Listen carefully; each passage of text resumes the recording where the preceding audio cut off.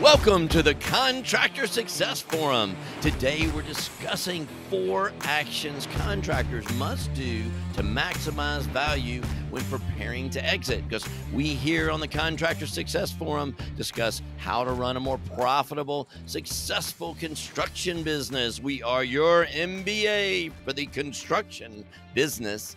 And with us today, we have Wade Carpenter, Carpenter & Company, CPAs. And we have Stephen Brown with McDaniel Whitley Bonding and Insurance Agency. And I'm Rob Williams with Iron Gate Entrepreneurial Support Systems. So, Rob, what are these 4 things and why are we talking about that today? So, yeah, there are 4 great things that I ran across. Actually, I'm a scaling up coach, and Vern Harnish has added a new chapter to his book about exit strategy, because that's so important, because we're all going to exit whether we want to or not. Is it voluntary or involuntary? The first thing you got to do as the owner, be redundant in your company. I know that sounds like a negative thing, but that means the company can run without you. It can run when you're not there day to day.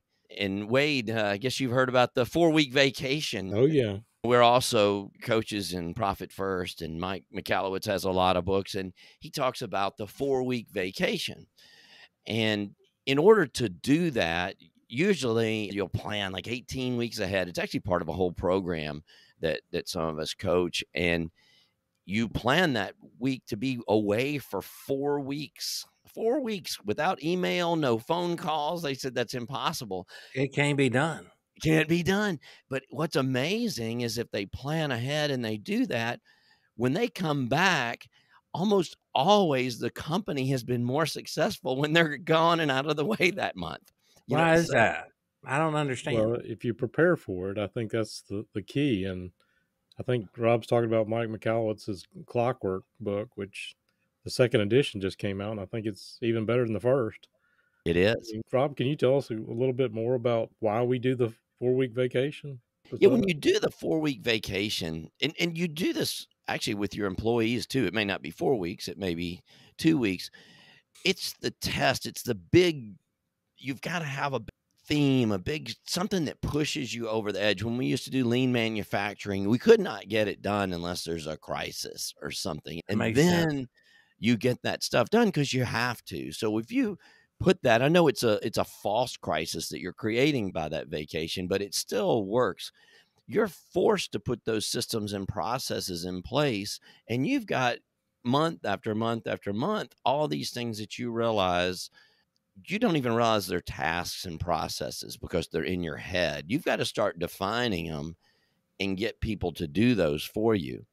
And if you can do that, that adds so much value to the company, because as we said a minute ago, everyone exits, whether it's voluntary or involuntary. And whether you're leaving that to a kid or whether you're leaving it to the employees, whether you're selling that company, there's an exit strategy, not necessarily retirement, but some kind of exit strategy. I had a great business partner that died with his company, and he had sort of done that. He was a big fan of the 4-hour work week, I think, is a little precursor to that, but the company's actually still doing really well. And I remember when he would come back in, the company did run better when he was gone. He would come back in and stir everything up. It can really happen, and you just don't realize. There's so many things we don't realize unless somebody points it out to us, or if we have something like this crisis of the vacation for a month.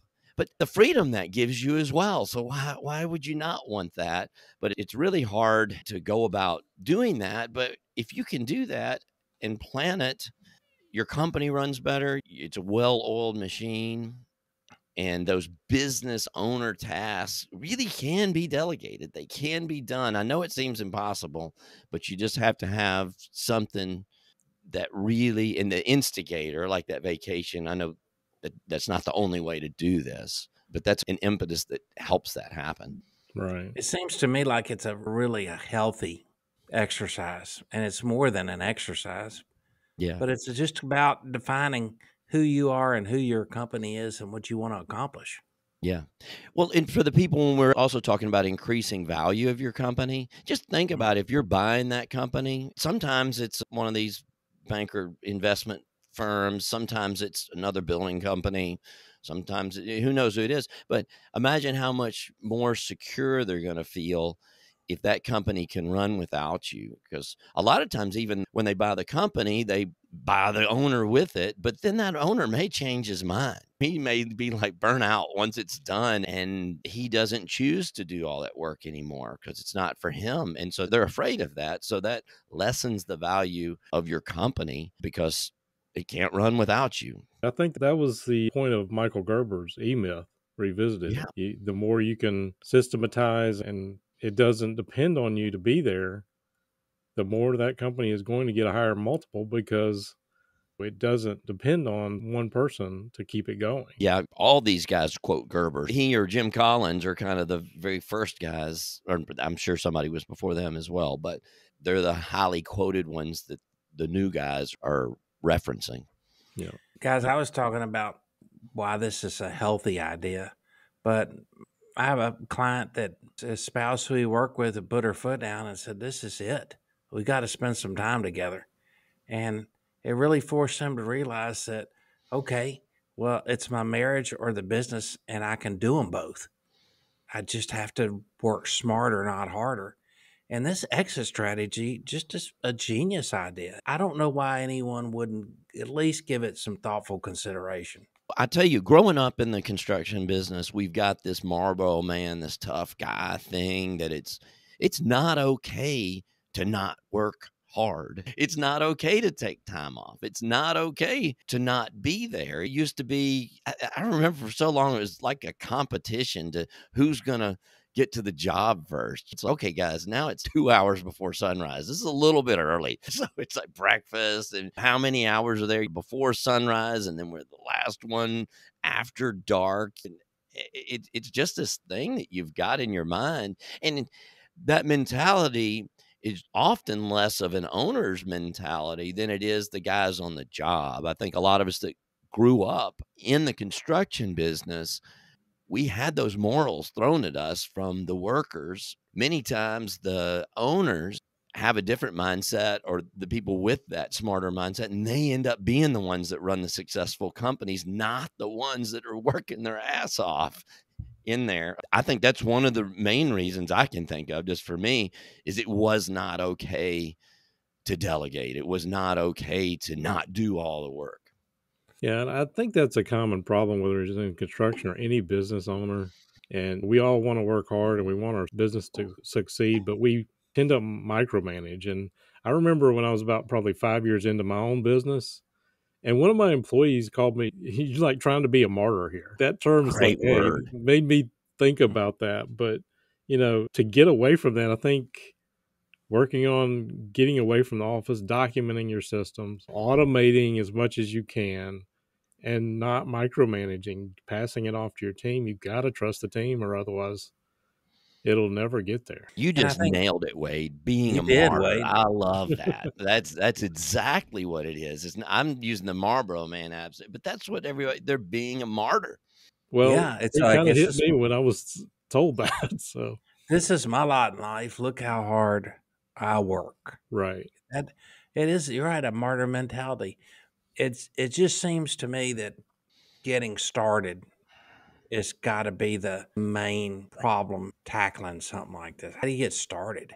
It's through systems and processes. You've got it. Okay. You can get a coach. You just do that. Identify your processes. We can't go through all that on this one. We've got some other episodes, or maybe we'll add some, but do start with those first 7 processes you need to define. And then you as the owner, you really need to start looking at yourself as a process and a system, not just in your head. I think one of the venture capital guys was telling me the other day in a meeting I had up in Pennsylvania, as a buyer, they value good employees with processes more than a really exceptional person without a process. They would much rather see good employees with processes. Yeah. So when you're talking about processes, what are you talking about more specifically? Defined, have it documented in a way. I know I use a program to document things. So if you're gone, somebody else can perform that task. It's also, Mhm. it provides for efficiency. Like when we talked about lean manufacturing, you get better and better. The one way to continue to get better is write down what you're doing and then improve it. It actually slows you down a little bit when you first do it, but then you can repeat it over and over again. I know I was a little slow to do it because I would get frustrated because doing my accounting, Wade, I could do my typical weekly accounting in like 30 minutes. But then when I documented it, it took 2 hours because I was having to go down the darn checklist. Right. But then it got faster again Yeah. over time. And I think for a lot of business owners, the thought of documenting all this stuff is overwhelming. You think about all the systems that go into any business, and most people never start. And Yeah. if you never start, you're never going to get anywhere. Let's talk about some other things that make the business valuable.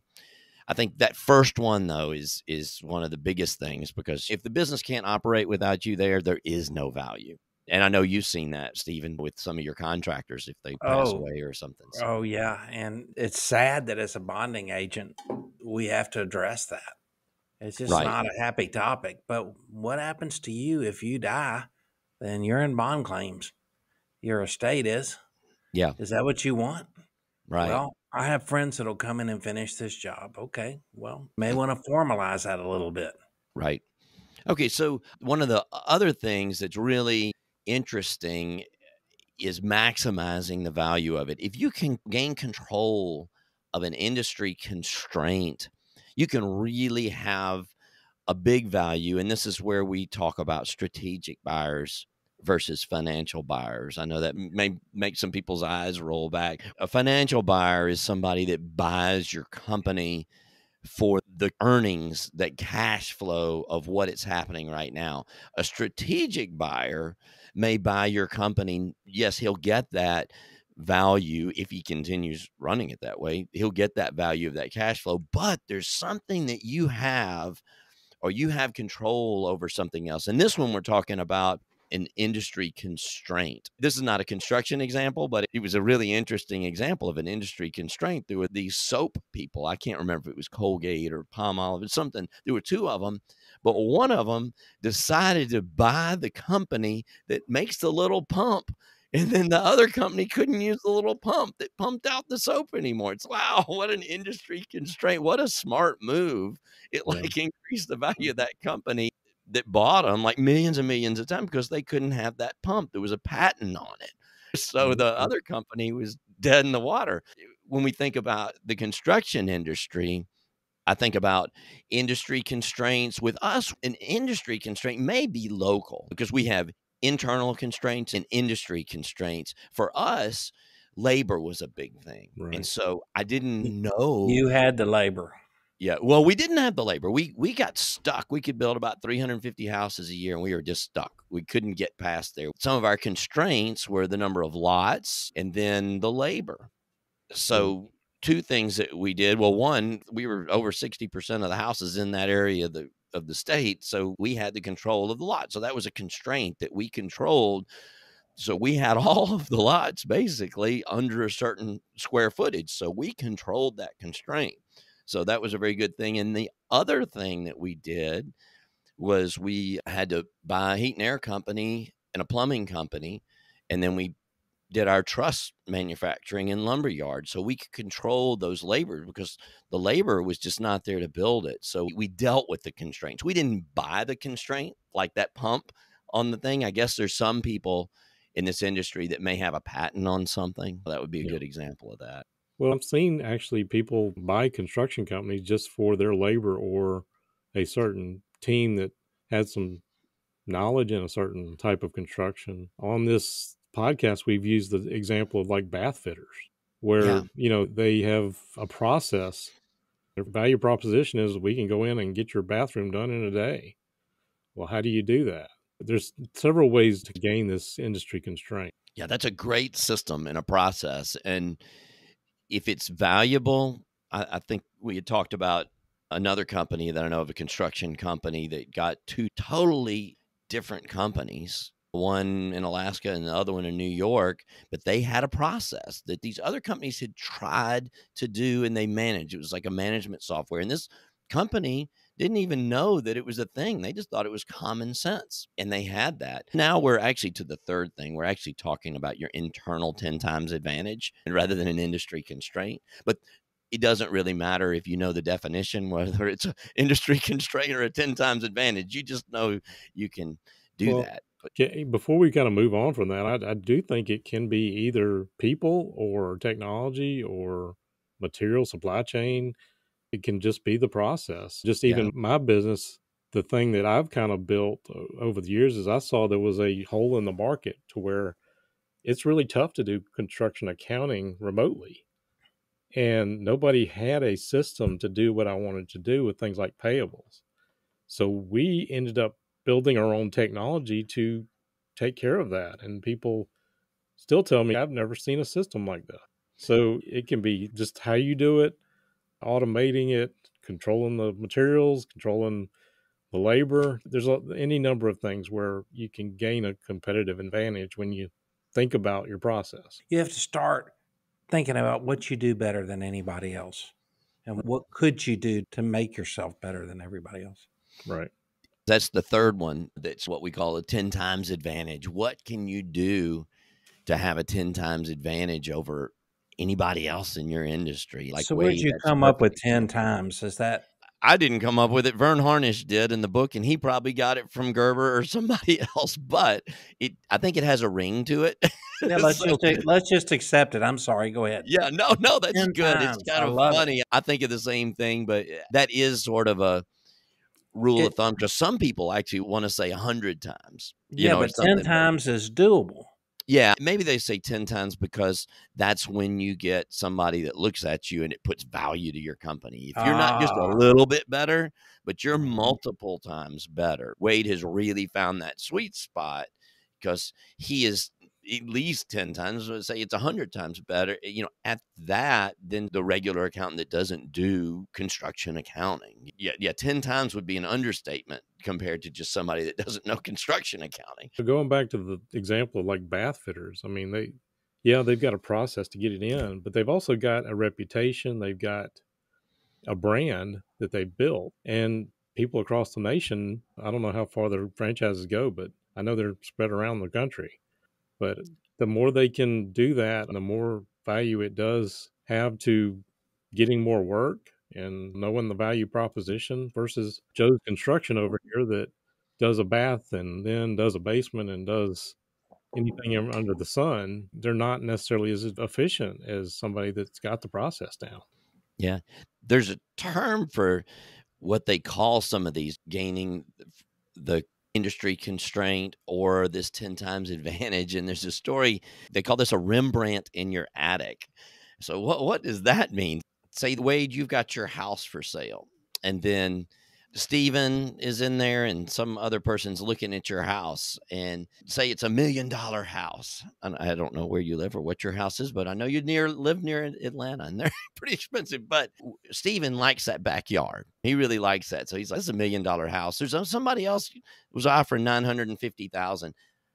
I'm going to offer $1,050,000 and I'm going to get this house. I'm going 50,000 over. Well, Rob comes in and he goes up there in the attic, and he had his sister with him, who's Miss Art Connoisseur. She said, what is that painting up there? Oh my gosh. It's a Rembrandt. It's an original Rembrandt, and it comes with the house. Everything comes with the house. That thing's worth $14 million. So when they come out and they bid that house, they're not going to tell the owner that it's in there, and the owner doesn't know about it, but that person is going to pay a lot more than $1 million for that house because it comes with a Rembrandt in the attic. That's a great analogy. Sometimes business owners don't see the things that other people see in your business, and sometimes there's value you don't recognize because you got that tunnel vision. You've been working it every day for 30 years. And there's hidden value you don't know about. But I can tell you, buying a Wade Carpenter house would have the prestige of buying a Frank Lloyd Wright house. I'm not sure you'd Oh, agree if you come see my house. yeah. I got Yeah. a broken step on the front porch, so I need to get that fixed. That Rembrandt No, will it's make up just the value of that it's step. the prestige. It's the prestige factor. Yeah. Mm. Yeah, but you nailed it. The Rembrandt in the attic, the owner never knows it's there. in your business. So the special thing that you've got, that 10 times advantage that you've got, you think it's common sense as the owner. You think everybody has it. It's some system that you got. Well, hadn't everybody made this computer system? It doesn't matter if it's simple, doesn't matter if it's complicated, but you just don't know it's there. And so we, Wade and Steven, when we're looking at these people, we need to be helping people look for these. And especially if we're doing coaching with them. So looking for these Rembrandts and putting that value. And then that's when you look for the strategic buyer. You hear about these people getting 20 times multiples, and that may confuse some of you guys. People value companies usually take your income, we'll call it EBITDA. If you don't know what EBITDA is, just say your profit for the year times a certain number of things. Maybe they'll give you 5 years worth times 5. Well, if there's some kind of Rembrandt in that attic, you may get a 20 times multiple or a 70 times multiple. And I've seen it happen, but I didn't understand what was it? Why did they get this? I thought maybe the projected growth was faster, something like that. But it's usually a strategic advantage that somebody's buying your company. Yeah, strategery. They're not just buying it because you're on a really upswing. That's what I thought would increase our value, is how fast we're growing, which that does help because you can project that in there. But that strategic advantage, I didn't know that that was a thing. Yep. Speaking of, number 4 is steady growth. Establish steady growth. Wait, is that important in your valuations? Oh, absolutely. And it depends on the industry, but in construction, it's nice to see that somebody can grow, but grow consistently and not outgrow their cash flow. So having that healthy company that can grow, it's exciting to see a buyer that can see where the trend goes straight on up. That kind of makes it desirable for that potential buyer. And Steven, as you're the bonding person, is it important for you to see revenue, gross margin, and net profit all being positive? It's all about the gross profit and whether you have enough overhead to make your net profit negligible. But, that net income that you make goes back into the company for the next year for operating purposes. And I'm just talking about looking at a fiscal year and financial statement. But Wade just said growing based on your ability to cash flow it. Guys, if you ask questions about what that means, you really need to listen to our podcast, because that's all we talk about is maximizing cash flow. It's like I said, we ought to change the name of this thing to Maximizing Cash Flow Podcast. It's sad, but it's true. All of this may sound boring, but cash flow is not, and making a profit is not boring. It's the only way to go. Oh, yes. So the point is, if you like it as a bonding agent, Wade, wouldn't a buyer like to see revenue growing, gross margin at least staying the same percent margin, right, or growing at the same time, and that net profit? So many of these business owners that are trying to sell their company, they start growing the revenue at the expense of their net profit or their gross margin. John, that I was talking to, that does mergers and acquisition things, he said these buyers want to see that gross margin is not dwindling, because the more they grow, the more it'll dwindle. They want to see that gross margin improving, or at least staying the same, and then that net margin staying the same. So you've got to grow all three. I've just seen over and over again, people just want their top line growth to be better and think that's going to improve the value. It might destroy the value. Exactly. We've talked on here as well about growing for the sake of growing that top line, and I think that's a mistake. One of the things, in addition to cash flow, that I think I see in all businesses, but construction especially, is sometimes we hang on to a line of business that is not as profitable, but we get revenue from it.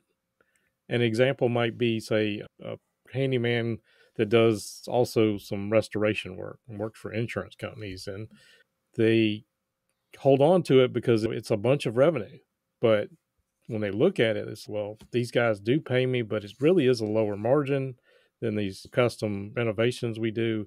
The cash flow is terrible because we're waiting on insurance companies and all this stuff to be signed off on. So point I'm making here is sometimes you got to get rid of certain lines of business to make way for the growth. And that sounds counterintuitive, but I'm going through it in my business. For me to see growth, I've had to let go of certain clients at times to make room for the more profitable clients. Yeah, you got to keep that margin and that net profit over, because sometimes it's not just the direct cost, it's the indirect cost that'll affect you. And we've had some other conversations about that as well on some other episodes, because we have so many great episodes on here, don't we, Stephen? I don't know. I was just kind of sad thinking about how many of my non-profitable clients just love me so much they'll never let me go. Yeah, It's right. it's no, it's over. No, Yeah. no, it's not. It Yeah. can't be. But Wade, that's such a good point. And I think this really ties in to this great topic, guys. Exit plan is not about exiting, it's about growing. Yep. Yep. You know, one thing I wanted to add, I was looking at my notes on establishing that steady growth. Most people want to sell as much as they can. And I was introduced to the concepts of these sales systems. And you can have a sales system that you can dial it in. A lot of those buyers want to see that people have a sales process for that growth, that there is a factor that they can spend. Is it a number of dollar of advertising or something in some factor, number of calls that they can increase and decrease? They don't sell as much as they can. They sell to maximize their profit. Typically, they can sell more than they're going to do, which is a complete foreign concept to me. We always sold as much as we could and then figured out how to get it done. But I think about how much we spent to get those extra houses done. We spent a lot of times exorbitant amounts of overhead things just to push that volume through. So if you've got a sales system that could keep that volume right where you need it. I didn't understand how these people could be steady all the time. We were always so up and down. Sell to the volume that you want, and that's how much you're going to sell this year. And then you can be so much more efficient. You're actually going to make a lot more money doing that than selling every single thing you can. That's a foreign concept. And when I talk to people about that, they're like, okay, Rob, I don't know if I believe you on that one, but it's true. No, it is true. You say, "Oh my gosh, well, you don't know how cyclical my business is." Sometimes there's just a lot of work out to be done, and sometimes there isn't. And I just got to do what I have to do to keep everybody fed. And that's not the right attitude to have. It's not true either. And we could talk about examples of why that isn't true, and we could argue all day long, but it's not true. So that might be another discussion we need to have on the Contractor Success Forum. That's right. We get some sales systems. Yeah.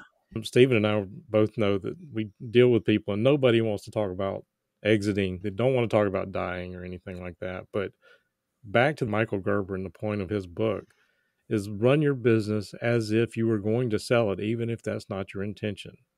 And that helps build the value. And I hope that makes sense. It really does, because, master all four of these things that we talked about today. And a lot of the times people get there and they start getting the offers from other people. Well, why wouldn't I keep it for that? If it's 5 years income, well, why would I sell it for 5 years? I can just come in an hour a week or something and then keep it for 20 years and keep this income. So why would I sell it? So a lot of times when you do go through these steps, you've created a situation that you love so much that you don't want to sell it anymore, which makes you a lot more competitive seller, that you can get more for it if you are trying to sell it, but then you just may not want to sell it anymore. Well, you're being strategic either way. That's right. And practicing strategery here on the Yeah, Contractor baby. Success Forum. All right, guys. Rob, good topics. Thanks. But Wade's done a lot of valuation and those kind of things too. So this has been a great concept. Anything else? Not anything here, but I did want to mention that we've had a lot of interest in our YouTube channel. We're finally seeing a lot of traction in that. And I'd love to see if you would subscribe to us, because we are trying to build the brand and we've gotten some great feedback on the YouTube channel as well. Yeah, that's a great point. Yeah, everybody go on there, subscribe. That will help us too as well. So if we get more subscription, then it will get out. So we'd really appreciate if you guys would subscribe on the YouTube channel. All right. Well, I appreciate it. And when you're doing the sales, get somebody to help coach you on that. If you're looking for something, some of us can help with that as well on how to implement some of these 4 contractor actions. Thanks for coming to the Contractor Success Forum. We'll see you on the next one.